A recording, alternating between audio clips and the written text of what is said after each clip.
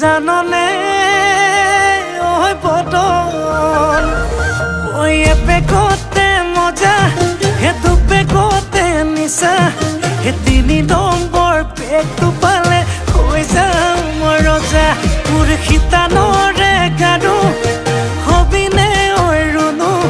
হেতুকে পালে নালাগে মোক আনচুনো মনো মোৰ যৌৱনৰে জিলাতে এটি সৰু ঘৰ খেৰ পথাৰে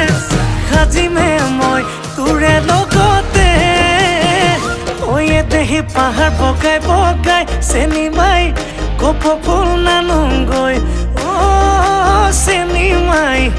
খোপাতে দিব